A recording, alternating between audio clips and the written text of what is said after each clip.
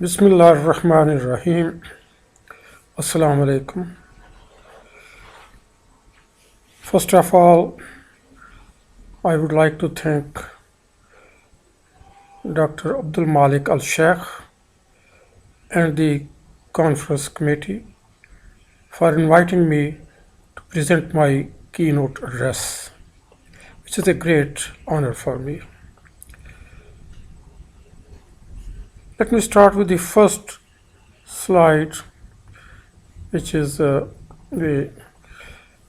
verse from Holy Quran, in which Allah subhanahu wa ta'ala reveals that every living thing is made from water. So this is the ultimate information.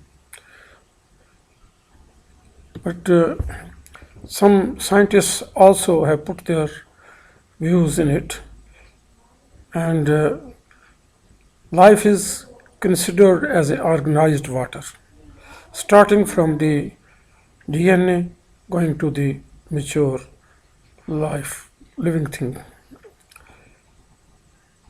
Then Pasuria gave this equation, which shows that yield will be zero if the water transpired is zero.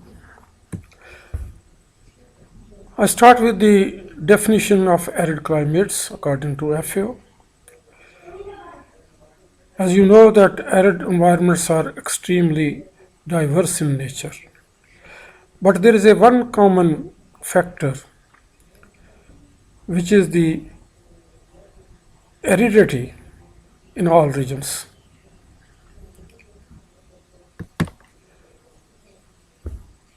Aridity is usually expressed as the function of rainfall and temperature. And the aridity index is precipitation divided by evapotranspiration, potential evapotranspiration.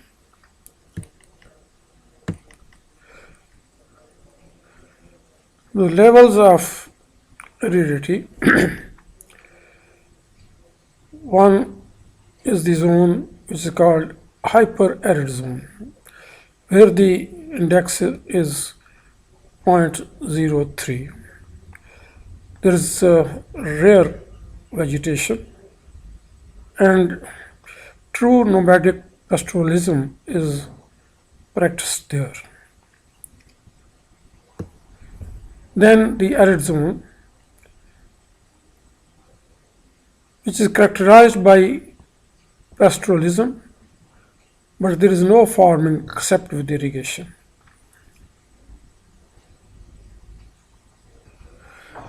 The next zone is semi-arid zone, which can support rain-fed agriculture without irrigation, but irrigation will help to increase yield manifold.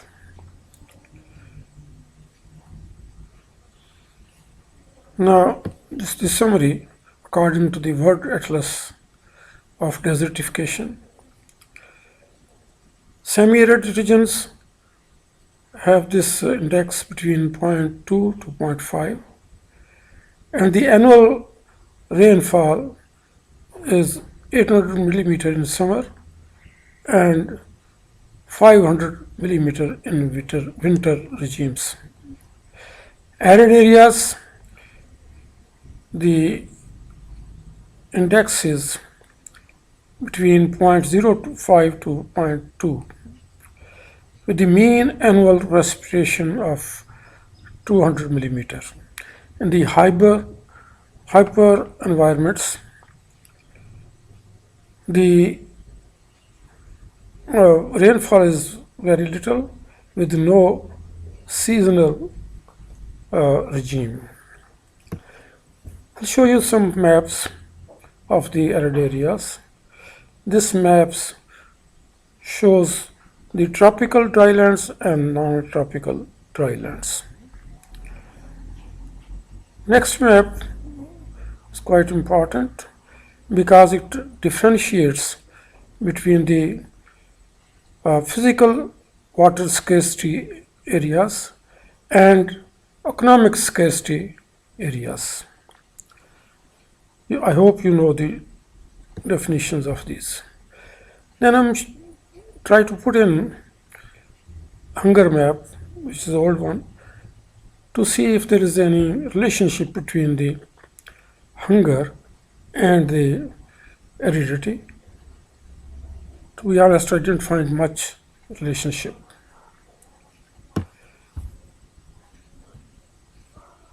Arid environments imply restricted water availability, which impacts all types of life. Another important factor which is going to affect the water availability patterns, that is climate change. In Pakistan, we have witnessed very high rainfall and unprecedented flash floods in the arid areas of Pakistan. Then this availability will change the glacier reservoirs, which will retreat in 50 years. This is the old data. And the flow will decrease by 30 to 40%. The seasonal flow patterns of rivers will also change. The Planning Commission of Pakistan has predicted that there is will be a big gap between the surface water demand and supplies in the next few years.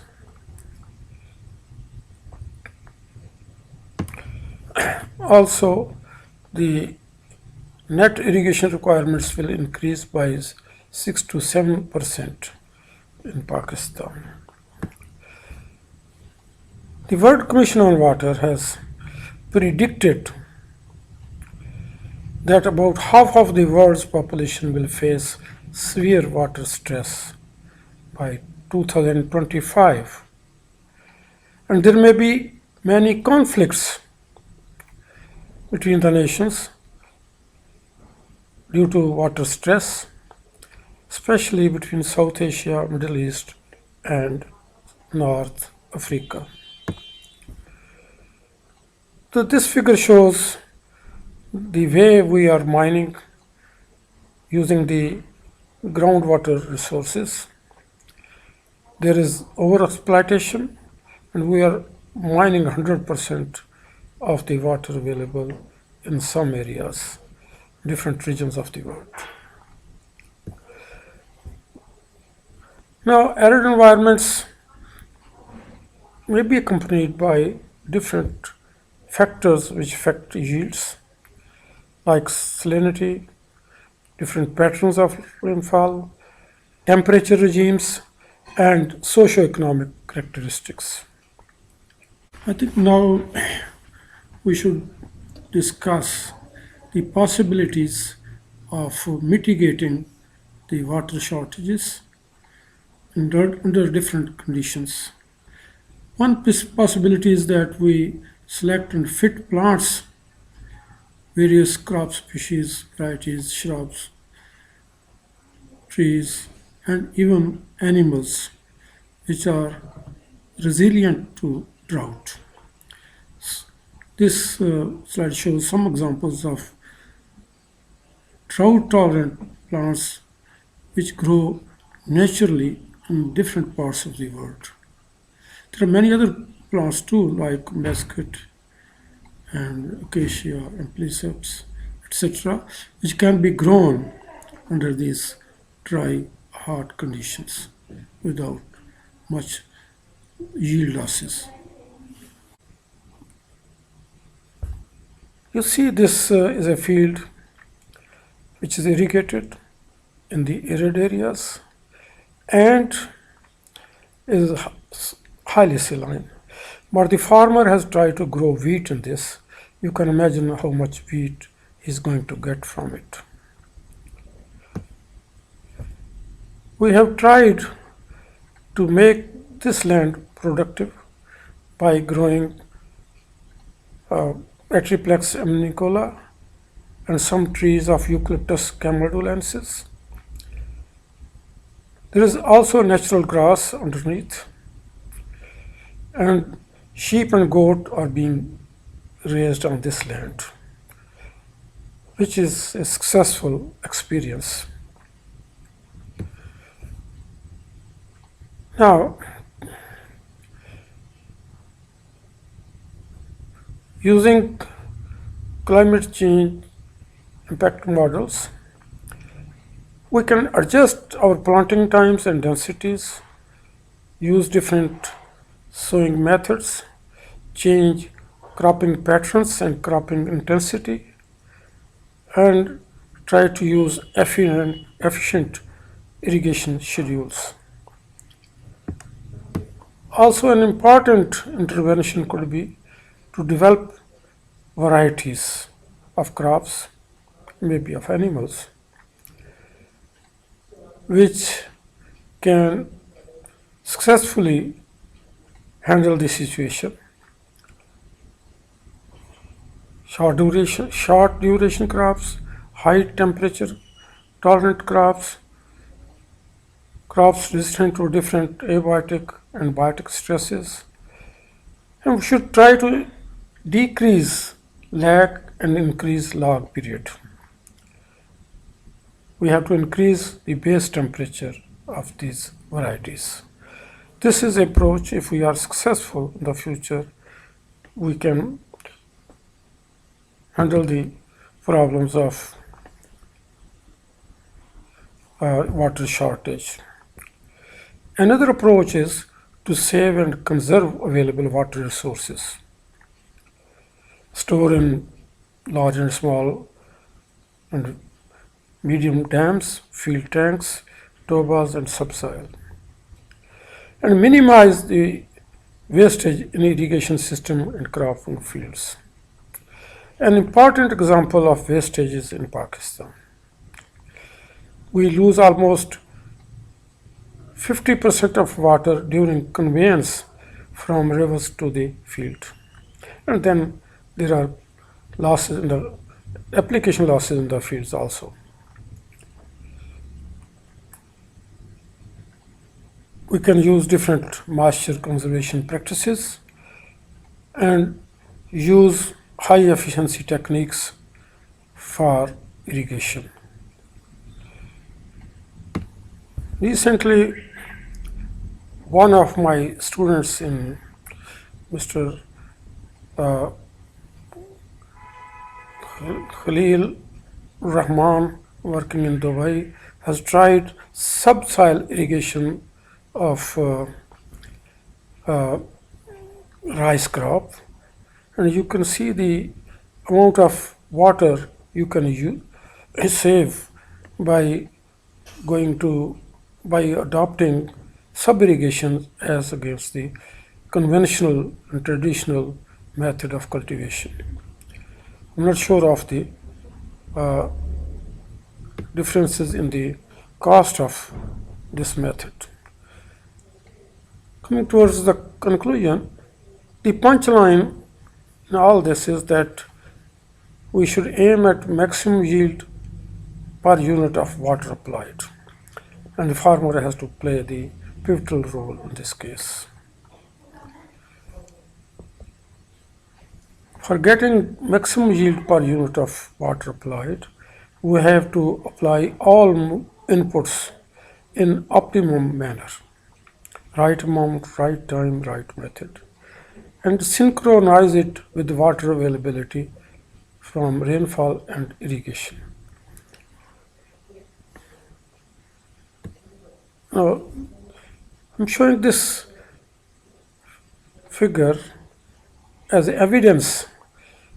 Then in major wheat growing areas of Pakistan and other world like China, Mediterranean, North America, Southeast Australia, the difference in the yield obtained with the same amount of rainfall and evapotranspiration is tremendous.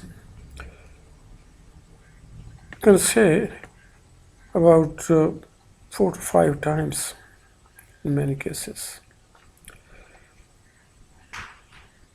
A living example is the difference of yield obtained in Egypt, that is about 6.5 tons per hectare of wheat, as against Pakistan, where we get 2.5 tons per hectare. Thus, the message is that while we are worrying about increasing and conserving the water resources and fight the climate changes, we must try to get maximum yield per acre with the resources which are available to us. Thank you very much. Assalamu alaikum.